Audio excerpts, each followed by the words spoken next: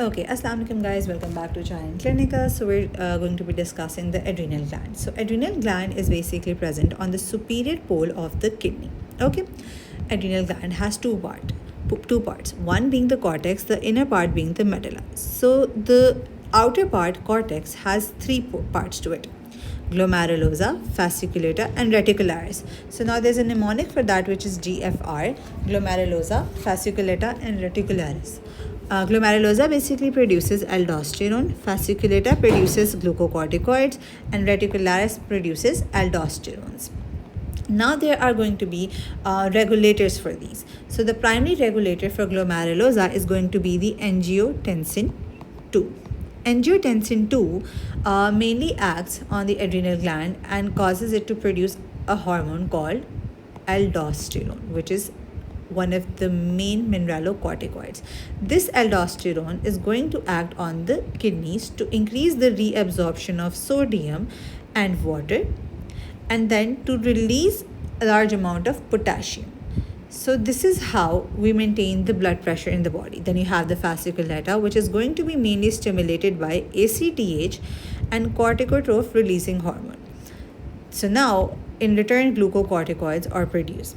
For reticularis, again ACTH and corticotroph releasing hormone. So these two are the main regulators for fasciculata and reticularis. For glomerulosa, it's going to be the angiotensin 2. Okay, so now we have the androgens, glucocorticoids, and mineralocorticoids. For the medulla, it is derived from what? Neural crest cells. So chromaffin cells are here, which are going to be producing epinephrine and non-epinephrine. What is going to stimulate these? So these are primarily regulated by what? These are regulated by preganglionic sympathetic fibers. So once they're going to get their signals from sympathetic fibers, the medulla is going to produce epinephrine and norepinephrine. So chromaffin cells are going to be producing.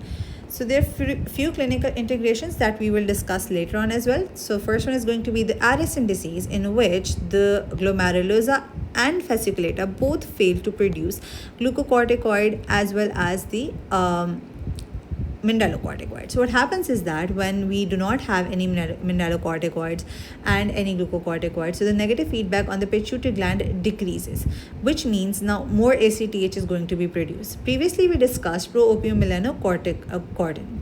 That is basically going to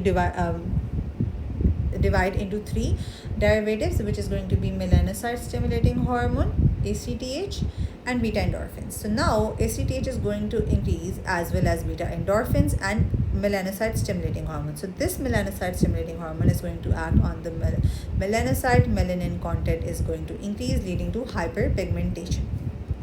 That's how you associate things. So for step 1, it's very important. Now for Cushing's syndrome, what you do is that in this disease, the cortisol level increases, leading to hyperglycemia, obesity, and muscle wasting.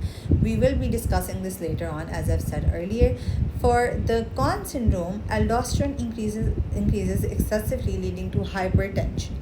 Now hypertension, why? Because sodium and water level increases in body, and at the same time hypokalemia, that is going to have the effect on heart. Pheochromocytoma is basically the tumor of adrenal medulla that is going to be producing a large amount of epinephrine and norepinephrine. So it produces catecholamine surges, which we will discuss later on. As I've mentioned, all of these diseases are going to be discussed later on, so do not worry about that. If you have liked my video, so please share, subscribe, and like my channel. Thank you so much.